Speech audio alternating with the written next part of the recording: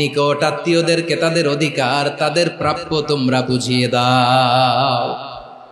দেখেন, একটা শান্তির সমাজ, একটা সমৃদ্ধ সমাজ, একটা মানবিক সমাজ গঠনের জন্য আল্লাহ তাআলা বেশি না মাত্র তিনটা অর্ডার, তিনটা ভার্ডিক্ট তিনি জারি করেছেন। 1 নাম্বার সুশাসন, ন্যায় বিচার। 2 নাম্বার ইহসান। 3 নাম্বার নিকট আত্মীয়, যারা কাছের, তোমার ভেরি ক্লোজ রিলেশনশিপে আছে, তাদেরকে দাও। দাও, দিলে বাড়িয়ে দেয় কে? অনেকে দিতে চায় না, কৃপণতা করে। দিলে বাড়ায় দেয় কে? ও মিয়া, মদিনার মধ্যে সবচাইতে গরিব সাহাবী ছিল বেলাল রাদিয়াল্লাহু তাআলা আনহু। ওনার এন্টায়ার অ্যাসেট, সম্পদের পরিমাণ কতদূর জানেন? একটা লুঙ্গি। বেলাল রাদিয়াল্লাহু তাআলা আনহু, ওনার টোটাল ওয়েলথের এস্টিমেশন হচ্ছে মাত্র একটা লুঙ্গি।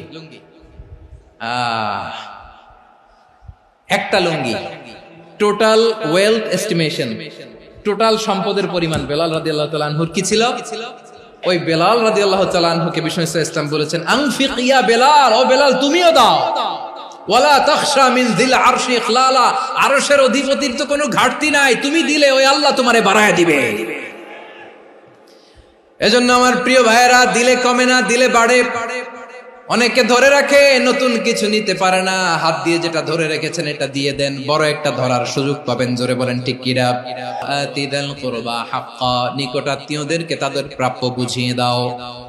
এই নিকট আত্মীয়দেরকে তাদের অধিকার বুঝিয়ে দেওয়া, প্রাপ্য বুঝিয়ে দেওয়াতে আমাদের গাফলতি আছে না নাই?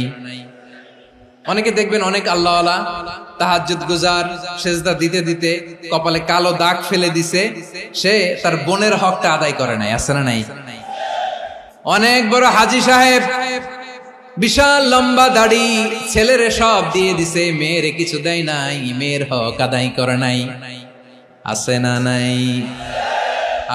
এই হাজী সাহেবেরা, এই আল্লাহওয়ালারা কিয়ামতের ময়দানে আটকে যাবে। আপনি অন্যের অধিকার নষ্ট করেছেন, তাদের রাইটস কে ভায়োলেট করেছেন।